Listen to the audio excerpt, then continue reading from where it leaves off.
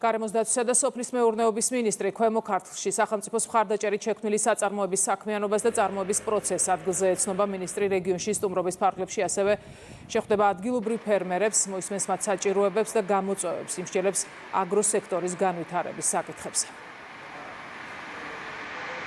ძლიერი სოფელი და ძლიერი ფერმერი ნიშნავს ძლიერ ქვეყანას და ძლიერ ეკონომიკას და ამისთვის განსაკუთრებულად მნიშვნელოვანია თითოეულ ფერმერთან მაქსიმალურად კონდეს თომა ასეთი საწარმოები ქმნის დამატებით სამუშაო ადგილებს, ქმნის ღირებულებათა ჯაშს სრულად პირველადი პროდუქციის წარმოებიდან საბოლოო პროდუქტამდე, რაც რა თქმა უნდა ეს ყველაფერი იძლევა ეკონომიკის გაძლიერების შესაძლებლობას, საექსპორტო პროდუქტის ქმნის საექსპორტო პროდუქტს და ეს ყველაფერი თავისთავად ცხადია ქვეყნის განვითარებას ადგენს. სახელმწიფო პროგრამების შეღავათიანი აკროკრედიტი იქნება სხვათა შორის ასევე აწარმოების საქართველოს პროგრამების ხარდაჭერა უმნიშვნელოვანესია. არა იყო არამედ დღემდე ძალიან მნიშვნელოვანია.